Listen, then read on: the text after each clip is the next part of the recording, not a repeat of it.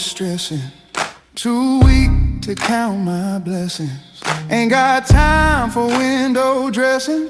Just trying to keep my soul intact. I've been running hard, feet on fire. Dreams and duty tangled in wire.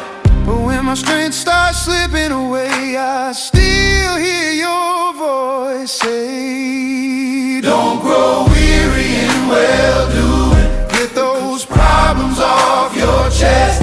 Cast your cares on my shoulders, and I'll give you rest. I'll give you rest. These bills don't pay themselves, and my prayers pile up on a shelf. But even in my weakest hour, you remind me I still got power. I've been down, but never out. Grace gon' lift me, I got no doubt. Even when my tears won't dry, you whisper peace inside my cry. Don't grow weary in well-doing. Get those problems off your chest. Cast your cares on my shoulders, and I'll give you rest. I'll give you rest.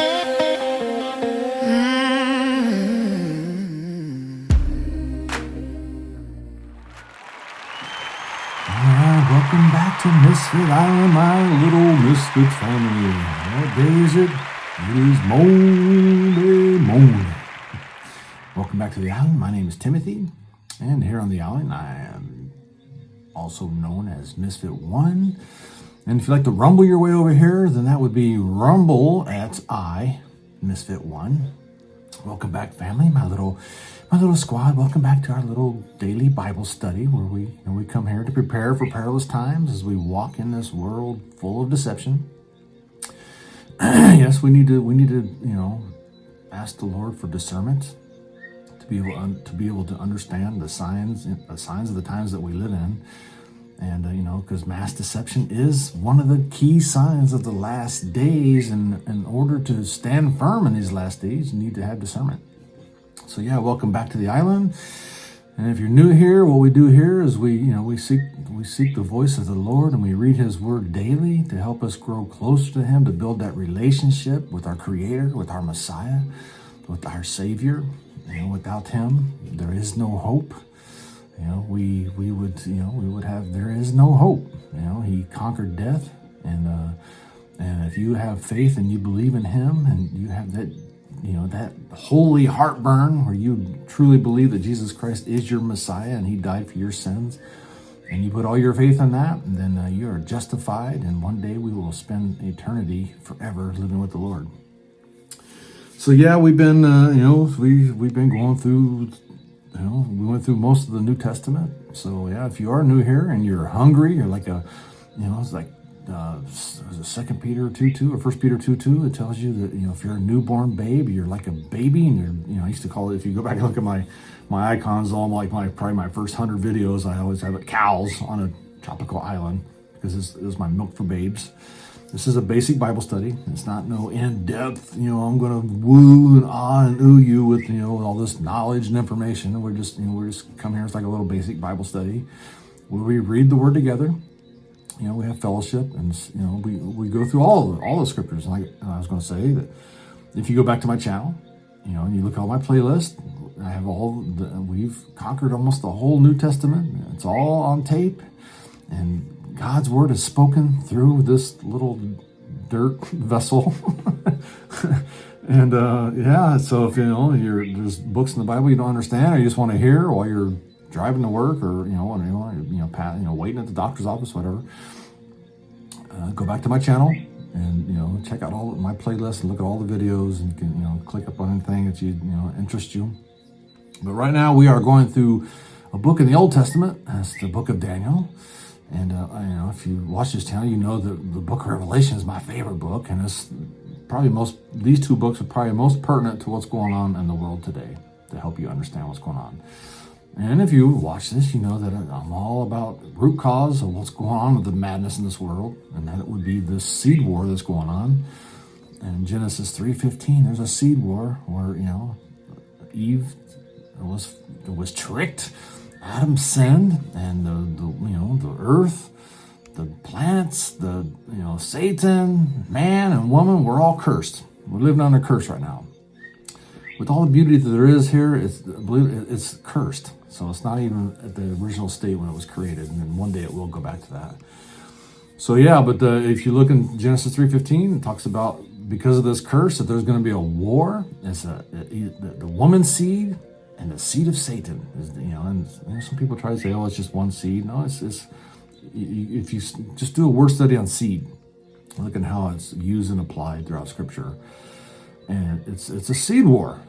And if you watch a lot of videos I watch and stuff, you talk about, like we covered in, was it Daniel 2, and it says that that they will mingle themselves with the seed of men. There's just one example of where it's going. It's a plural seed. It's not just Satan and the Messiah, Jesus.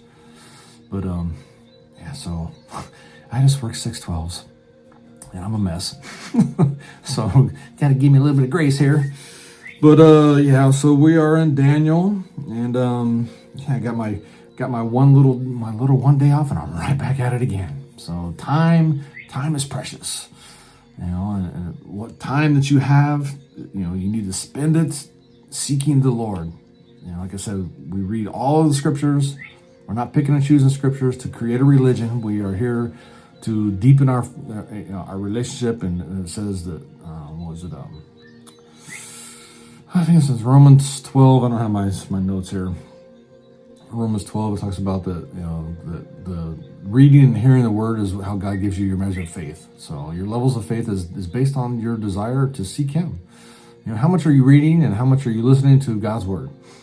And if it's 1 hour where you're getting 10 minutes or one line or maybe one paragraph of the scriptures a week, then you're either drowning in the cares of the world or you're like starving.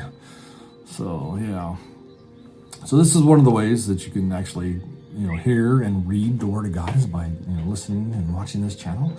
And if you're not a subscriber, hey, like, subscribe, and share. Become a seed planter. And we're all seed planters. It's a very, very basic ministry we have. So once you become a Christian and you're a believer and you believe in the Lord, then as you start reading, you start realizing that we're all part of the body. We're all different parts of the body, and we all have different ministries. And you start wondering, what is my ministry? Well, the very basic ministry is a seed planter. Planting, I've read the sower, the parable of the sower, and it talks about how he plants the seeds in the stony ground, and cares of the world, and all that drowns it out. But, our very basic is we should be planting seeds, telling people the good news, telling them the gospel, telling them there is hope in this chaotic world. And, or you're a waterer. You go along and you water seeds that somebody's already planted. And, maybe one day these people's eyes will be opened. Their heart will be pierced. They'll have that holy heartburn, and they'll believe that Jesus Christ is the Messiah. And once they have that belief and they accept that and they repent of their sins, then the Lord, the Holy Spirit, comes into their life and fills them, and now indwells in them and protects them and justifies them and teaches them and nurtures them and shapes and molds them as a sanctification process as we walk in this darkness. And then one day we will be glorified when we take our last breath, or there'll be a group of people that's going to be taken out. It's never going to see death. That's what you call the pre-tribulation rapture. No, Darby did not invent that. The Apostle Paul wrote about it, and all the early church fathers wrote about it, wrote commentaries about it, taught it, everything. So, I think the Catholic Church is the one that actually took all that teachings out, because it was talking about the Messiah is going to come back and take over the world at the time. I think the Catholic Church and the Romans was dominant. And so if he taught that, then there was somebody who's going to come and is going to wipe out the Pope, or whatever. I think that's again, it's like this is surface. We're putting the outer edge of this million-piece puzzle of God's redemption plan and His love story for us. So we are in Daniel, and we're up to chapter 6. This is there's it's 12 chapters. The book of Daniel is 12 chapters. It's not written linear. The first 6 is broken down into like 6 and 6. The first 6 are historical, and the second 6 are visions. And some of these visions came in before like during like the chapter 4, or I'm not sure. I mean, if you want an in depth, and somebody's going to go in, they're going to tell you who these, when he talks about these visions and who these people are, and what the person and how they ruled and reigned, or how they came into power and how they conquered the earth or whatever. Chuck Missler, I mean, what an awesome, deep, in-depth study. This is just a cursory read. So we are in Daniel chapter 6. Are you ready to go? So let's just dig in and see what the Lord has for us today. We're learning this together. So, I'm not going to give you this deep insights and application, how you should apply this to your life and, stuff like that. But I know it's it's another famous Bible story, Daniel in the lion's den. So here we go. Let's dig in and see what Daniel had to say about this, historical event. So chapter 6, verse 1, it pleased Darius to set over the kingdom 120 satraps to be over the whole kingdom. I got see, if I did this, like this was my job, I woke up every day and I dug in to present the message to you every Sunday morning, I would definitely do a word study on satrap and see what that means. And I don't have my study Bible, so it's just straight up, no notes, no nothing. So anyways, 120 satraps to be over the whole kingdom, and over these 3 governors, of whom Daniel was one, that the satraps might give account to them, so that the king would suffer no loss. Again, we've seen earlier that Daniel was a slave captured from Jerusalem, and they made him a slave, made him a eunuch. That's what a eunuch is. And and he kept interpreting these dreams of these, like Nebuchadnezzar and Darius, and so they put him in charge and give him a position of the high power, in charge of over things. And the people did not like it, especially people that they was supposed to be in that position. They didn't like it, so they was always trying to trick and trap and get these people, get Daniel and his 3 homies, get them, get them in trouble and get them out of the position of power. And it's no different today. No different today. You see it all day. If you pay attention to the news, especially here in America, politics is brutal. So anyways, 3 governors, of whom Daniel was one, and the satraps might give account to them, so that the king would suffer no loss. So, verse 3, then this Daniel distinguished himself above the governors and satraps, because an excellent spirit was in him. I wonder who that is. And the king gave thought to setting him over the whole realm. So these guys they're not liking that. So the governors and the satraps sought to find some change against Daniel concerning the kingdom, but they could find no charge or fault, because he was faithful, nor was there any error or fault found in him. People watched you and observed you. Do you think they could find something to, get the leader of your job or whatever to look at you in a different, have a different perspective of you? So anyways, verse 5, then these men said, we shall not find any charge against this Daniel, unless we find it against him concerning the law of his God. So verse 6, so these governors and satraps thronged before the king and said thus to him, King Darius, live forever. Man, I'm gonna leave my commentary out, man. I'm like brain dead. I'm telling you, I'm old, so I work 6/12s and it's like nonstop. The whole 12 hours is just, I'm a zombie right now. Then these men said, we shall not find, I read that. All right, so verse 7, all the governors of the kingdom, the administrators and satraps, the counselors and advisors, have consulted together to establish a royal statute and to make a firm decree that whoever petitions any god or man for 30 days except you, O king. So the same old tricks. They did the same thing to Nebuchadnezzar. Let's make a big golden image of you. If nobody worships it, I'm telling you, the enemy it's the same old trick. Always. Did God say? I get people all the time, well, did the Bible say? I don't even want to hear it. I don't even want to hear it. It's if I hear any inkling, anything, and did God say in their conversation or their debate or whatever, then it's like, dude. I put 100% my faith in God's word. What about the King James version? I mean, all the Bibles, all the things that's wrong with them has been dug out and pointed out, and there's everybody. I mean, if you study and people know, well, this word was not interpreted right, or they left this out because of the Romans didn't like it or whatever at the time.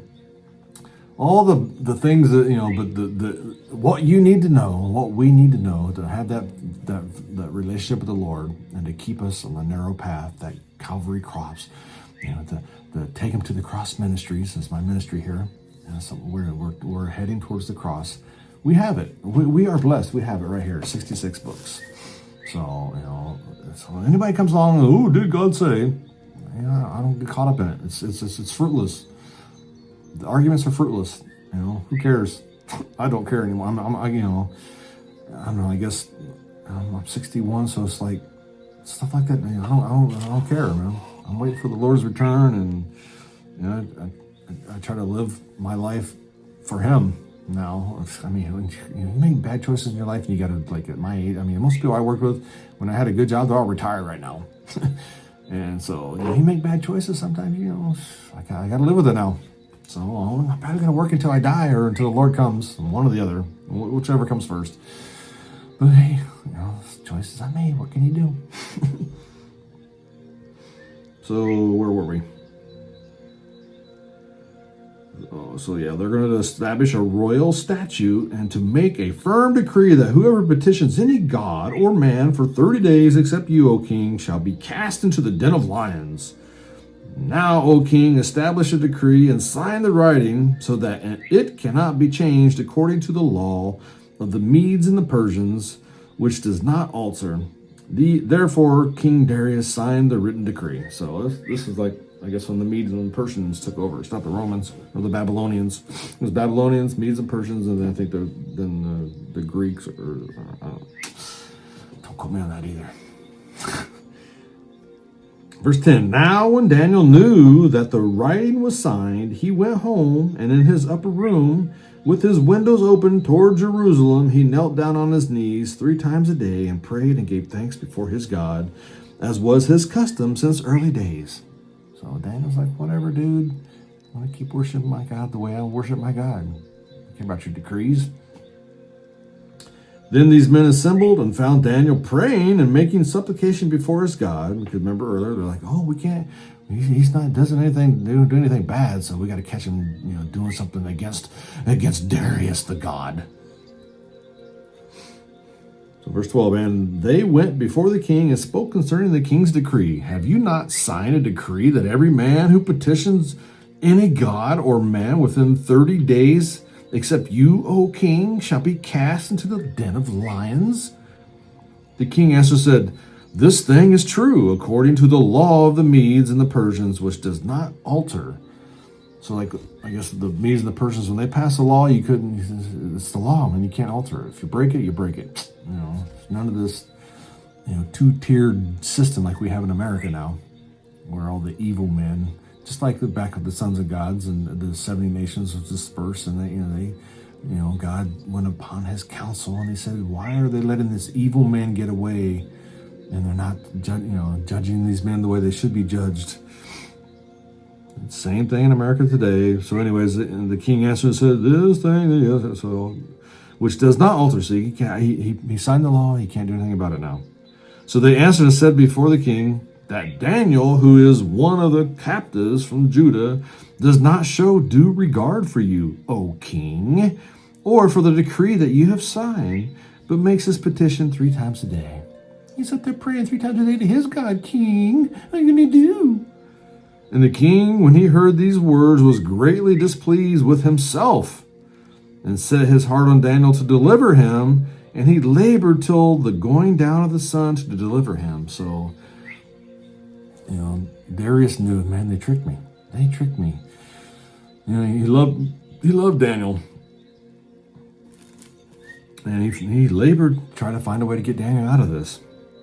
Then these men approached the king and said to the king, Now, O king, that is the law of the Medes and the Persians, that no decree or statute which the king establishes may be changed. So the king gave the command, and they brought Daniel and cast him into the den of lions. But the king spoke, saying to Daniel, your God, whom you serve continually, he will deliver you. So Darius had faith, man. Your God's going to deliver you, Daniel. Don't worry about it. Then a stone was brought and laid on the mouth of the den, and the king sealed it with his own signet ring and with the signets of his lords, that the purpose concerning Daniel might not be changed. Now the king went to his palace and spent the night fasting, and no musicians were brought before him. Also his sleep went from him. So this dude's like, is he praying for Daniel? Then the king arose very early in the morning and went in haste to the den of the lions. Oh, I gotta go find out what happened to Daniel. Well, if he was like, oh Lord, or if he was like, oh Zeus, whatever they worship. And when he came to the den, he cried out with a lamenting voice to Daniel. The king spoke, saying to Daniel, Daniel, servant of the living God, has your God whom you serve continually been able to deliver you from the lions? Then Daniel said to the king, O king, live forever. My God sent his angel and shut the lion's mouth, so that they have not hurt me, because I was found innocent before him. And also, O king, I have done no wrong before you. Now the king was exceedingly glad for him, and commanded that they should take Daniel up out of the den. So Daniel was taken up out of the den, and no injury whatever was found on him, because he believed in his God. Wow, I mean, how awesome is, that level of faith. Whew. But at this point, man, Daniel's like, the things that Daniel's been through, actually don't even matter either, because when he was like a teenager and they took him, remember, and I was trying to feed him all the king's food and stuff, and he's like, "No, just give us what we're supposed to eat, and we'll look, better than all these men eating all their steak and chocolate chip cookies or whatever they had." So, verse 24, and the king gave the command, and they brought those men who had accused Daniel, and they cast them into the den of lions. Them, their children, their wives, and the lions overpowered them and broke all their bones in pieces before they ever came to the bottom of the den. That is what we need. If you truly want to save this country, that's what needs to happen. All these people has tried to do the true uprising and an illegal takeover of the government. I'm trying to think of the word they call it. Anyways, what they're accusing Trump of doing, they're the ones that actually did it on October 7th. So you want to talk about discernment and the deception that's going on. So the whole January 6th was full blown deception. It was the Capitol Police with Pelosi and all these people behind the scenes. The insurrection. They did the insurrection, and they're the ones that stole the election. And they dingled all these little shiny things from the media. They helped cover it for them to get people off what they actually did. Just like look at the vote. You're trying to tell me that 9 million more people voted for Biden than Obama? Come on, the Democrats loved Obama. You're trying to tell me so. Anyways, and then the next election, those 9 million votes are gone. That's how many votes they literally lied and stole and put into the system to actually get him to win. Probably more than that. Probably like, I'd say 15 million illegal votes just to get this guy over the hump. That's how much of a smoke it was. But anyways, they was doing just what these guys was trying to do to Daniel. That's what they was trying to do to this country. I was putting, women, old ladies that are at abortion clinics praying for the children and the lost, and maybe they'll save their child, putting them in prison. If you was just near the Capitol, putting you in prison. Put the big remember they had the barricades around it for like a year, because they knew they stole the election, and they knew if the people found out, there would be an uprising. Anyways, you had the person that put that little bomb, to make it look even worse. It was a fake bomb. You can tell by all the actions of the police going. They didn't clear the place out. They didn't there's a bomb here, clearance, and barricade a mile with, in case of blow. Bring in the bomb squad. They was all going up and looking at it. It was all a part of it. And they know exactly who did it. It was this chick. She was in the Capitol Police. She did it, and they got all the video. And then they all of a sudden it comes out, 5 years later, and then all of a sudden the FBI, they're all this cancer is still there, and Bongino and that other guy, the bug-eyed guy, they're part of it. I wouldn't doubt they was put in that 4 years. They was out there saying all this stuff to get the right wingers to believe in them, and now they're in there and they're doing the same old thing. But anyways, they come out. I forget the guy's name. He used to be on Fox. He's got his own show now. White hair. Full blown evidence it was this chick that did it, and they rewarded her, took her out of the Capitol Police, and put her in the CIA or something like that. And now they got this autistic black guy saying it's him. Because he went to Home Depot in March. Was that 9 months before to build this thing? And what else? He was thinking. So he was thinking about the election was going to be stolen 2 years before. Because he was saying stuff. Or I don't know. They set him up. They said he's a patsy. He's a patsy. Another patsy. It's sad. It's sad. This country's been bought and sold out. People. It's all about enriching their own lives. They've sold this country out. They sold the country out. It's sad. I don't know. So the whole thing is they can't have the truth come out because of the American people know that it was actually the Capitol Police and Pelosi and all the people that was in power at the time. You see the talking heads on the media know that that's actually what took place. It's over. It's over. But they keep, hiding and deceiving the people, and this poor guy's going to get set up with it. Just like the dude that shot Charlie Kirk, he didn't shoot him. They got the guy running across the grass when he supposedly was up on the roof. This school has got cameras everywhere, and they give you one little digitally altered little guy that's coming out, and it's obviously manipulated because you see people walking behind the trees as he's on the roof, and they're walking behind the trees. And he supposedly jumps down. He's got no gun. He's got a bag. It's all, you can barely see it. And the people walk behind the trees. And then when he jumps, they disappear. They're gone. There's nobody to run around. There's no chaos. The cars are driving all cool. The guy didn't do it. It's just the deception. If you try to, try to keep up with all this stuff, it's just mind numbing. And in reality, I'm not a black pillar. I don't it's all over. I put all my trust and hope and faith in the Lord. And I realize this country's sold out, but I'm not a white pillar either. Oh, Trump playing fighty chess. He's not playing fighty chess. Guarantee you, he's not playing fighty chess. He's trying to save the country. A lot of people don't believe it. I don't know. Anyways.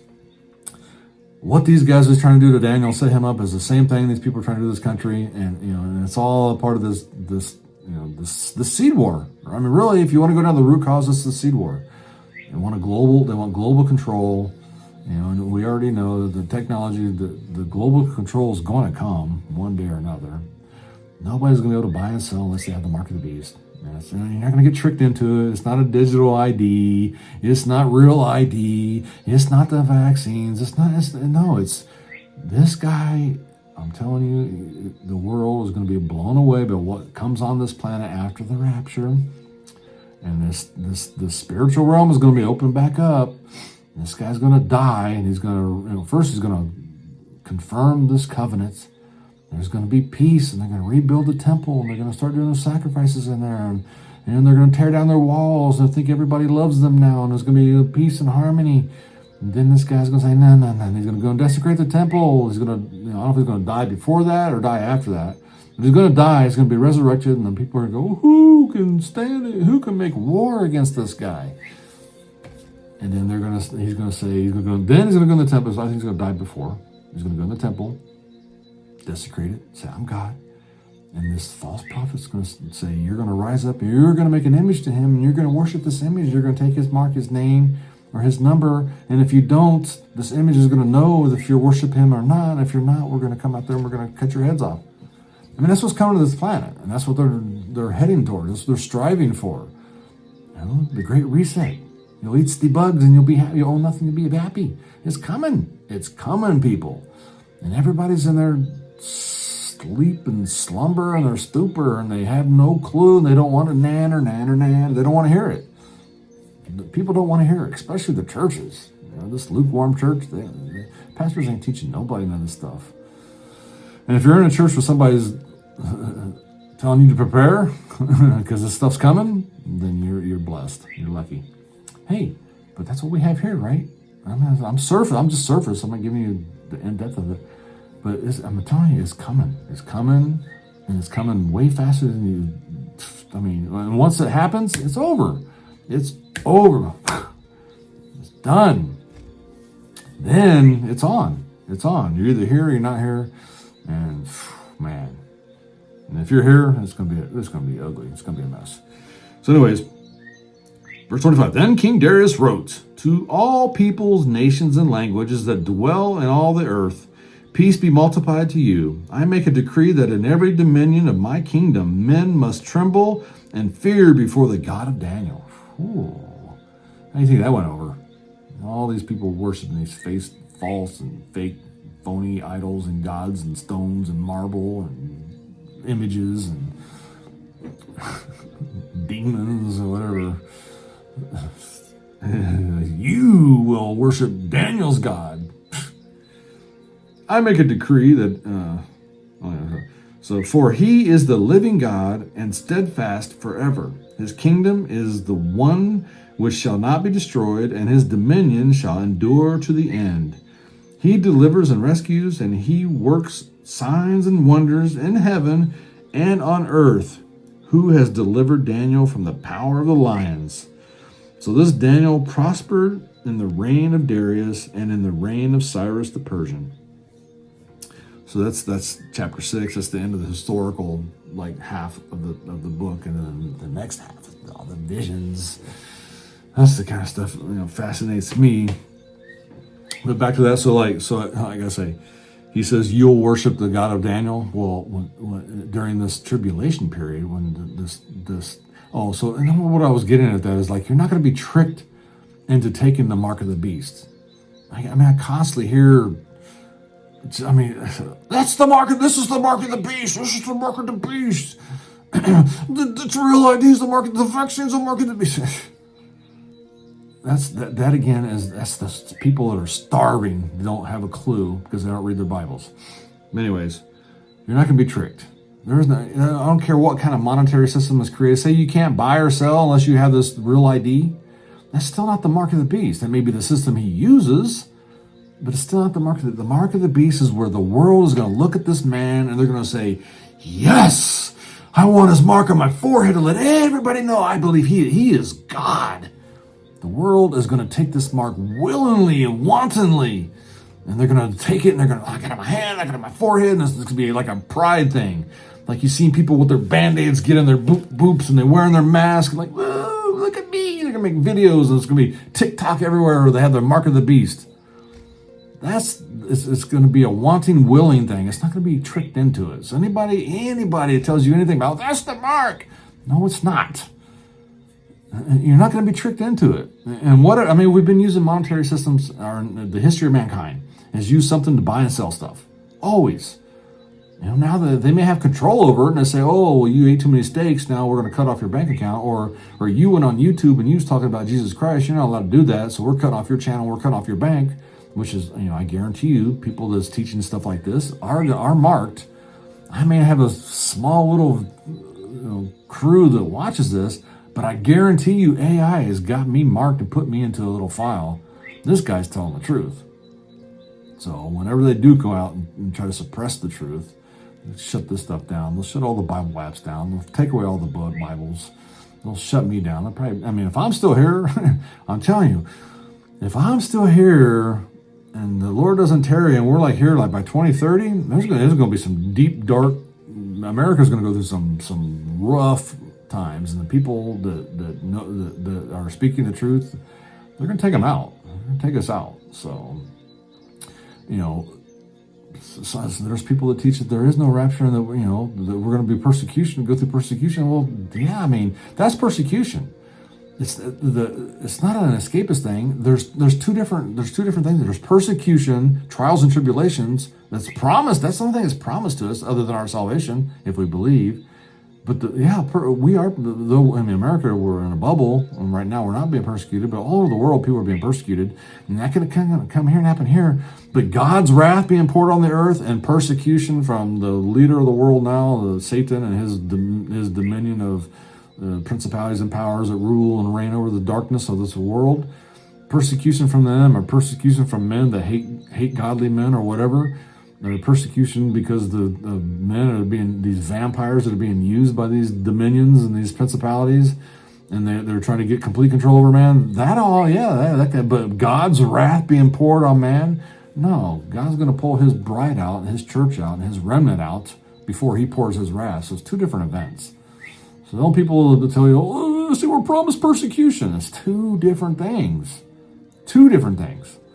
Total different things. God's wrath, like Sodom and Gomorrah, that's God's wrath, versus, you know, what was going on in there to Lot. And he said his heart was vexed because of all the evil going on.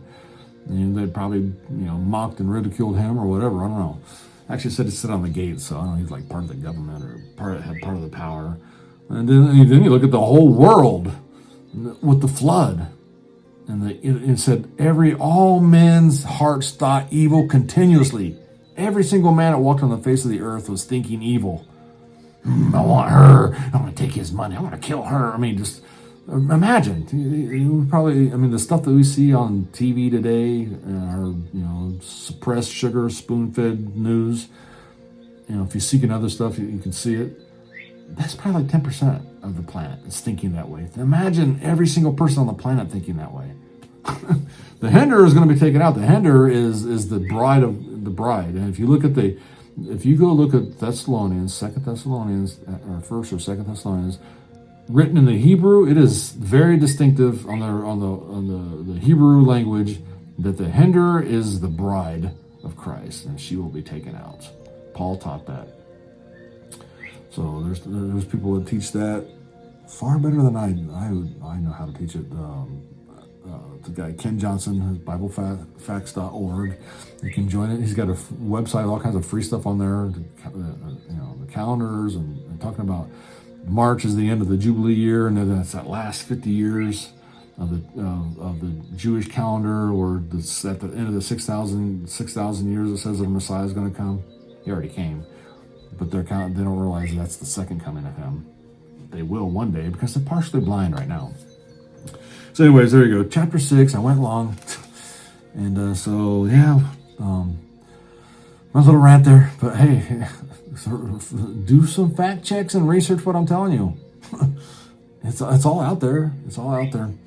So anyways, thanks for watching, and I'll see you guys back here on Hump Day Wednesday here on Misfit Island. We'll start digging into the last half of Daniel, all the visions. So let's see if I can figure that out. All right, so thanks for watching. I'll see you guys Wednesday.